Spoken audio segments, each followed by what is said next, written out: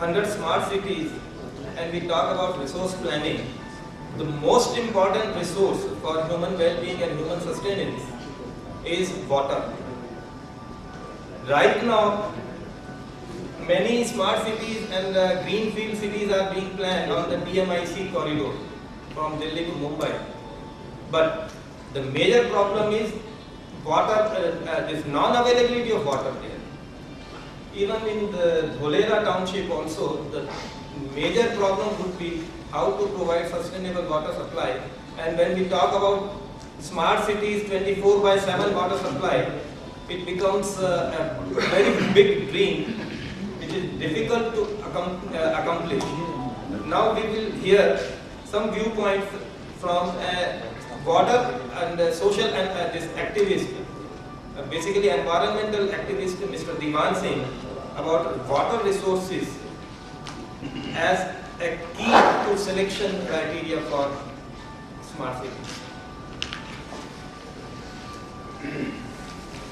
Thank you, sir. Sabko namaskar. I am an old man out here. Neither I am a bureaucrat, nor a technocrat, nor a corporate personality. I am in kind of field which is very haphazard, not organized. That is freelance activist, environmentalist, call it anything. We, since last 7-8 years, we have been working on these issues like Rij Bachao Andolan, Yamuna Satyagraha, presently working to preserve the water bodies of Dwarka. The topic here is resource planning for the cities. Now the challenge before is that where are these resources for the cities? Have you ever wondered about it? Have you ever calculated a man living in a city per capita, what is his consumption of resources? No one has discussed over it. We have all talked about provision of so facility in the cities. This is how smart cities will be. But can these cities sustain without resources?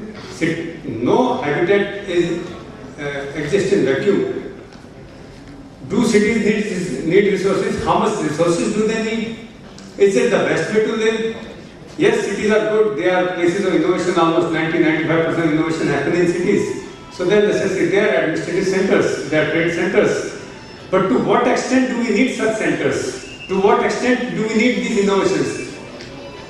Here is something that comes critical, that what is the resource consumption?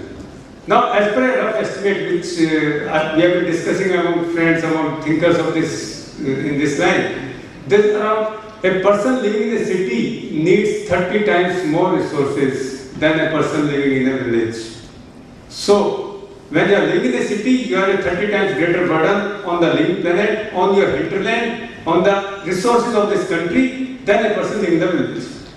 I agree, this is a very rough estimate, not a research published study, but we need to do these studies. In the morning, Secretary Urban Development was present. He was not talking anything on resource consumption. Everything, this is how a city should be, this is how it should be, this is how it should be. And what the riches the cities grow.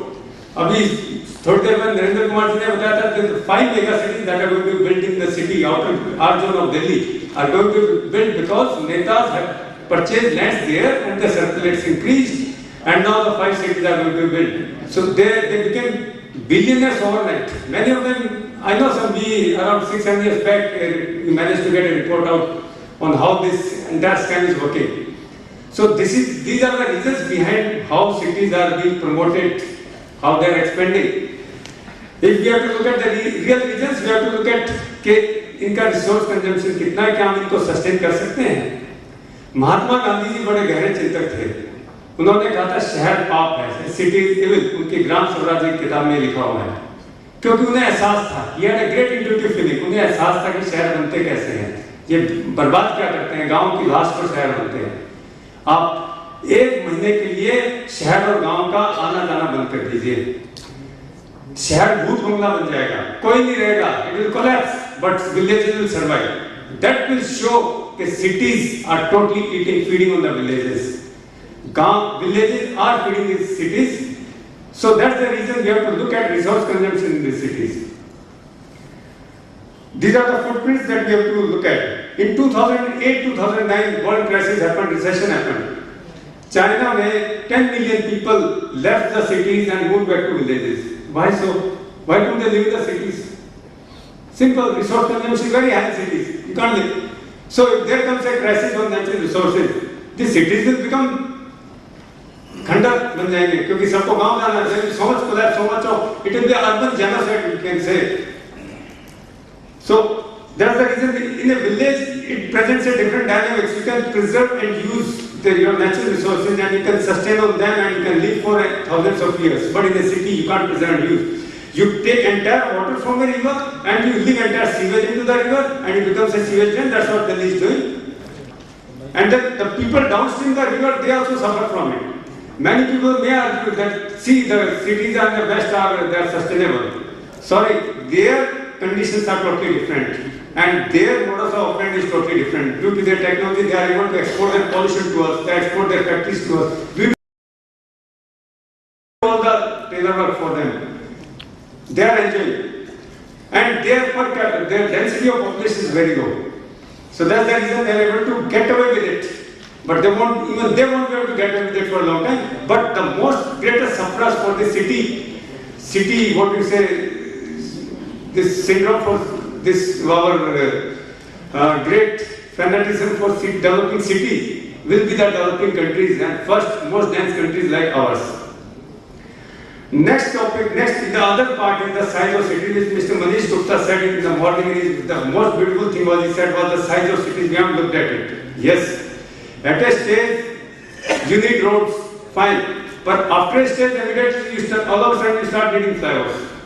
Now, flyover, this cost adds to per capita. Once you can't do with flyovers, you need a metro. Now this adds to per capita. The resources are paid by the rest of hinterland. We are managers, the city people are managers, we have money with us, so we manage to get away with it. But the poor people in the villages, they pay for all this, they pay for our developing a metro. Because if factories running there, there is a factory land is taken away from them and then the factories are built, the labor is provided by them, they suffer the cost. So once the metro is full, then we'll come with monorail. Once monorail is full, then we'll come with helipads. There is no end to it. This is how per capita consumption in city increases. When your parking areas are full, then you start having multi-level parking. Then per capita cost increases. So this is how cities. The size of city affects your per capita consumption. Who pays for this per capita consumption? The natural resources of this country. The Mahan forest in MP is likely to be devastated because we need coal. We have a lot of coal blocks there. Presently, they are stayed by Supreme Court order, but anytime the government may get away with it. So it's good. Cities are central innovation, but they have to be limited. We have to go into this. This is another topic that we have to go into, that what is the resource consumption in the cities? Can we further afford more cities? Let alone 100 smart cities, even these existing cities, you can't sustain them for long. This is my President. Thank you.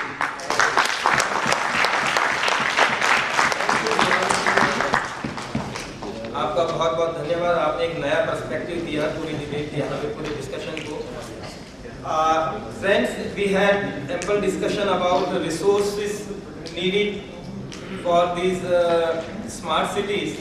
But I have one point of view, because Mr. Diwan Singh is talking about the requirement of resources for these new cities. But the point is, when we talk about smart cities, the basic objective is to reduce, to enhance the sustainability of the city living. And how we are going to enhance this sustainability by using ICT, so that wastages, whether it is consumption of water, whether it is consumption of power, or unnecessary travels, these are to be avoided. And this can be done best by integrating the entire system in such a way, utilizing the technology, that we minimize consumption of these resources. So it is not a bad idea that it is not the idea that smart cities will enhance the consumption of resources.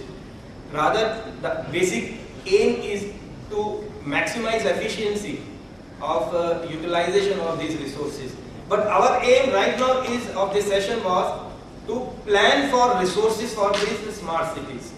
So for this we have to have a very detailed exercise has to be carried out, perhaps right now we have not even started identifying the cities which will be converted into smart cities. Dr. Mahesh Chand gave an idea that all the capital cities would be taken up first.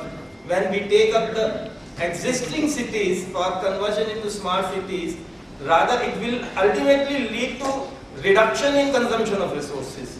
Because these brownfield cities, when these are rebuilt or redeveloped and retrofitting is done, as Mr. Manish Gupta said in the morning, all these will add to our efforts towards reducing our footprint on natural resources. I hope